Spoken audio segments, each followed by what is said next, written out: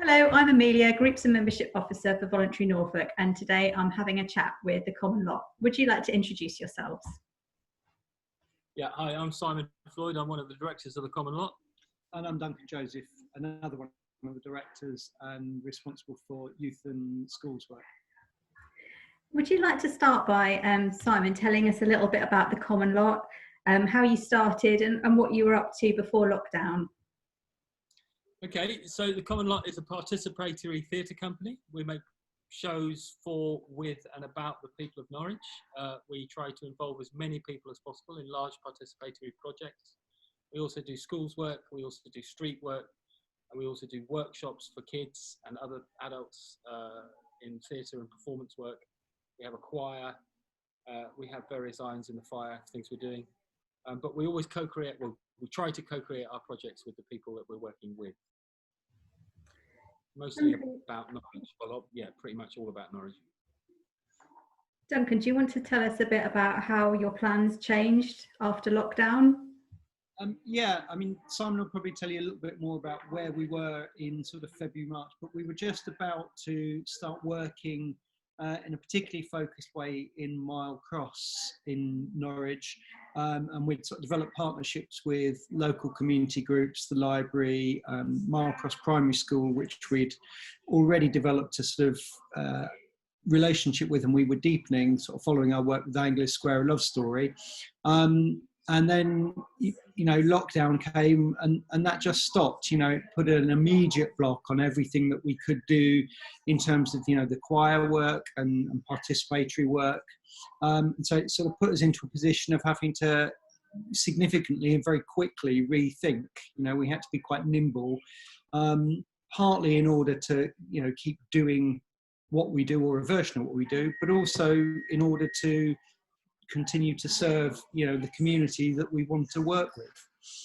We had a plan to, we had some funding and a plan to do a processional piece of theatre. So we had some work, some money from the City Council and some money from a local trust to develop a processional theatre project around the history of the estate. And we had to stop that because it was all about sort of getting people together in the same room, singing and making and building and performing. And obviously that all disappeared. So yeah, we had to adjust our thinking.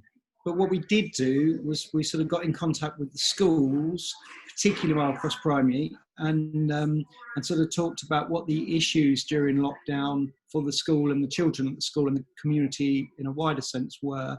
And we put together a package and a programme that was about responding to that immediate need, particularly focusing on food and also kind of creative opportunities for children to act out. You know, they'd spent 6 months or, you know, a significant number of months at home, locked in. Getting a computer tan. Yeah, so it was about looking at what the possibilities and the opportunities were to, you know, give them something else. And what were the practical challenges to actually getting something, an activity running? Well, there were many. I mean, yeah, so we had to think about how we were going to socially distance kids, first of all, and what the guidance allowed us to do and didn't allow us to do, because we couldn't have, you know, 20 different kids in the same room day after day after day, you know, with different kids coming in and going. We just couldn't do that kind of work. So we had to look at devising a project which had 3 sets of workshops running concurrently. And the kids were in bubbles of 6. We put them in bubbles of 6, and then we moved them around those bubbles and did two. Each kid did each workshop in the course of the afternoon. But it was the bubble that moved to the tutor rather than the, you know, having too many kids mixing with each other. So we gave them all hula hoops, for example, to try and get them in the idea that they needed to stay socially distanced, which in reality was quite difficult, but actually was enough to give us enough of an emphasis on the social distancing to allow us to find that creative gap to do something. One of the other sort of big challenges was it had to be outside. I mean, there were various ways we could or couldn't do things. We could have worked inside with up to 15 children at a time, but they had to therefore be a permanent fixture. And so that was going to significantly limit the number of children we could actually work with over time, because it had to be the same 15 every day for a week. And it also meant that if children didn't return, you were then reducing the impact, because you couldn't offer those places to join a bubble that had already existed to other children. So we were limited to working in groups of 5. So with the tutor, we were in a group of 6, and we had to work outside, which of course, with British weather is a risk, is an unknown. Actually, we were very lucky. We had one day that we had to call off because of serious wind, but the rest of it, there was a little bit of rain, but mostly the rain finished before we started, or we had gazebos we could work in. So that was an issue that we worked around. And also just that sense of working much more with process than product, which I think is new to us, or not entirely new to us, but the idea of there not being an absolute product at the end, but it was about the process the children went through. Yeah. Probably worth pointing out, just because we're recording this to put on YouTube, that the activities took place in July 2020, and we're having the conversation now in October. So the regulations have changed, and if you're watching this in the future, they might have changed again. Just a note about the gazebos, because you actually borrowed them from us, from our Stuff Hub. And, thank you. and it's great to be able to, much of the Stuff Hub we haven't been able to lend out, so it was really great to get it out to a community group. And I think one of the things that sort of swung it for us and let us use them is that you produced a really good risk assessment. Yeah, our risk assessment, I think, ran to 26 pages in the end. We got a professional to help us with the risk assessment. We got somebody from the Theatre Royal who's used to drawing these things up, helps us think it through. I mean, it took a long time well, not a long time, but a lot of effort to work all the potential risks out. So we're quite happy to share that risk assessment with people if they want to see it. Right, yeah. And that's a really good, like making use of sort of links with other sort of professionals to sort of help you and support you with your work. I think that's a really, whatever your community group does, that's worth sort of exploring further. So thinking about the way you worked, and you talked a little bit about how it sort of changed your way of thinking. Were there any other sort of unexpected benefits that made you think, well, we might actually keep this way of working in the future? Well, I mean, we'd already planned to do quite a lot. We had quite advanced plans for what we were going to do with our processional project. And one of the things, because the Common Lot has made a commitment to work with this community for a good couple of years. We decided to change our practice and deepen our practice and work more of a co-creating role with the community. So when we had this project planned, we were always slightly wary that we were kind of imposing our idea on the community. So we were going into it with that sort of caution. But when we had to stop and change and respond, we actually came up with a project, I think, which was less prescriptive and therefore more engaging, and gave us a better start with making friends in that community. So it was an advantage, essentially, because we've now got lists of names and people who are interested in working with us in the future.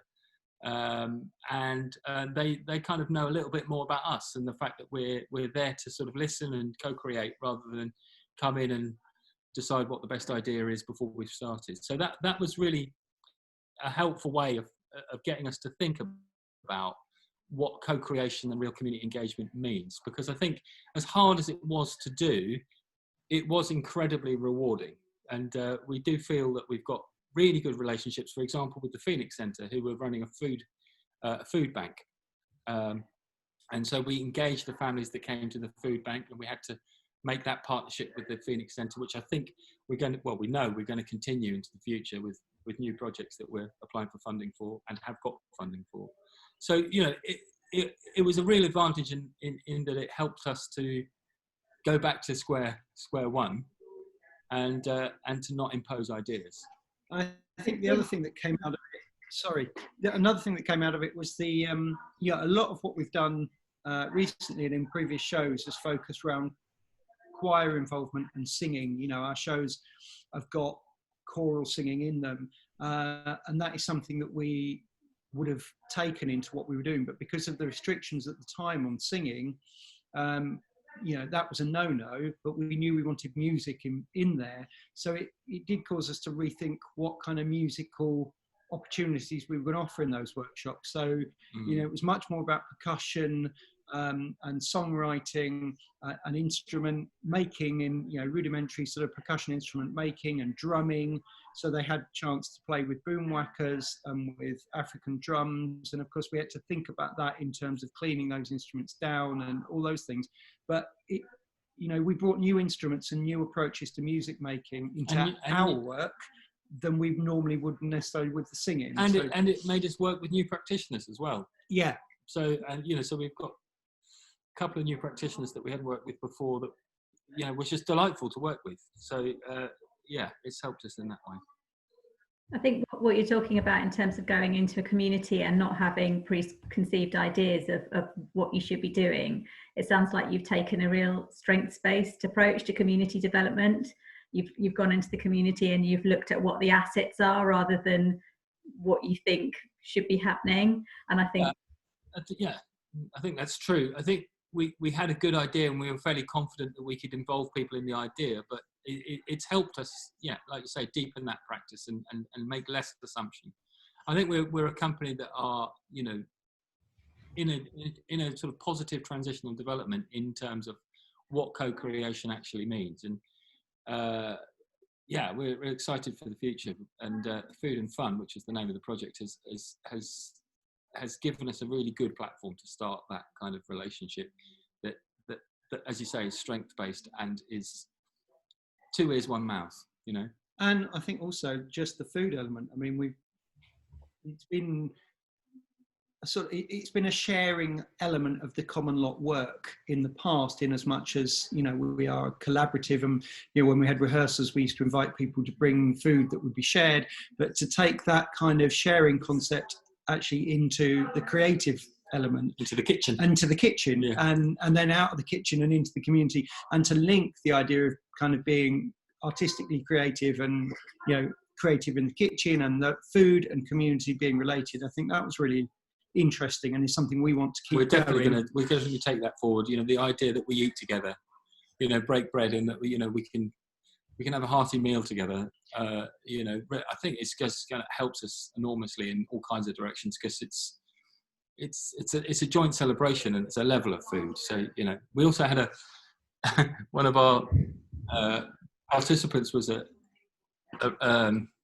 guy called Noah, who came from Somalia, that we got through New Routes, and he kind of expanded people's taste buds a bit as well, I think. So there is a kind of, because he was making spaghetti bolognese, but he was also making, you know, Somalian chicken curry, which was absolutely delicious. And, you know, people came back going, "What was that curry?" You know, so we feel like we've kind of been able to be a bit creative with the food as well. So that was a really nice aspect of the project. And for me, other element for me was working with children across school, you know, in the community rather than in the school. So although the schools in the area were really supportive in publicising what we were doing, but we weren't working actually on the ground with the schools. So normally when I work with children anywhere, but I have worked with children in Marlcross, you're working with children that all know each other and are in school, and then they come out of school into our project, but still in their school group. And it was really nice to kind of mix children that were from the community and lived near each other, but went to school in 3 or 4 different schools. Quite a lot of new friendships. And there were friendships and parental friendships as well, which were interesting to see develop as well. I just wanted to pick up on what you were saying about sharing, and it reminded me of a book that we've been looking at work called the Generation Share by Benita Matowska, where she travelled around the world looking at different sharing projects and like food sharing. Or it's kind of where the idea of the Stuff Hub came from, that instead of actually having to own a gazebo, why not just have one gazebo that you loan out to lots of different groups? And also there's, you know, food sharing skills. And so it's interesting that you're coming at it from a more creative point of view, whereas we've come at it from a sort of more traditional voluntary sector point of view. So that's. But the Lumi project that you run is wonderful. It's great, and we've got now a lot of equipment that we need to put on Lumi. We've got staging, you know, we've got instruments, we've got various things that skills. skills, yeah. We've kind of accumulated and they're in our lockup, and we think, well, you know, this is great. We need to put this on Lumi because it's not going to get used every day of the week. You just put out, we Voluntary Norfolk can't take the credit for Lumi. That's actually Norwich City Council project that we work in partnership. We host one of the hubs, although I think it is great. I think it's, you know, something that we'd love to extend across the county and, you know, into other areas that we work in. Yeah. So just sort of, I think we're sort of nearly coming to the end of our sort of interview now, but I just wanted to know what your plans are now for the future. And I mean, it's a difficult time to make plans, but what are your ideas for the sort of coming months? Oh God, how long have we got? we've been talking about this all morning. We've got a quite a decent grant from the Norwich Consolidated Charities, which is open-ended. So it's not a grant that says we are going to do this show at this point in the year. It's a grant that says we need money to have some time to explore what our responses are, and you know, and to use some money as match funding once we've worked up the ideas with the community. So that gives us a lot of flexibility. We've got several ideas about working in bunches of 6, and more immediately we might be doing some carol singing. Just to get our choir back together. But then we've also got ideas around developing our Rosie's Plaques work, which I won't talk about too much, but 19 of the 20 streets in Milecross are named after famous Norwich men. That kind of seems to need to rebalancing. So we've got a project looking at that. Duncan's looking at developing a youth theatre. I want to develop a story theatre group. There are possibilities around our very new partnership with Phoenix Centre, which we hope to develop using the spaces there. But, you know, I mean, we have to be very careful about the new guidance and what it does and doesn't allow us to do. And, you know, restraints are creative, essentially. We'd rather not have that restraint, but we are beginning to think about what we can do in separate groups of 6, whether we can develop research groups that stay together as a bubble of 15, what we can do outdoors, you know, what we can do in terms of travelling theatre, in terms of taking a small group of people around places like a bit more like a troubadour troupe. So we begin, because no longer can we have, as we had in the past, you know, 80 people in a room all singing the same song, sharing the same air. So yeah, we're beginning to think outside the box. Outdoors is where it's at. Fire, stories, songs. Nature. I mean, we're looking at the possibility of some of the sort of natural habitat around Milecross and down by the river, and potential work with schools, primary schools particularly, on nature walks and nature photography that will relate to, you know, some of the other later work we do. We're in early conversations about having an allotment, a common allotment. Again, which brings the food element back in a different way. Yeah, and because you mentioned sharing and different sharing projects, it is one of our principles that everyone must benefit, so that, you know, everybody brings something, everybody has something to take, and that actually we have what we need already, and if we don't, we can find it because there is resources everywhere. And so we're trying to reduce the need for money and increase the social capital of the work that we do, and that's kind of been a process that we've been on for the last 4 years. And now with this grant for Milecross and the commitment to that area, you know, hopefully we're going to make a step change and see a real development in our practice. But, you know, it's all, we don't know. We know and we don't know. That's the nice thing. Well, let's just leave it there on the positive note with all your sort of like ideas for the future, and it sounds great. And I hope it all goes well, but I'll leave this for here, and this recording will be going on the Voluntary Norfolk YouTube channel. And thank you, Duncan and Simon, and I'll stop it here.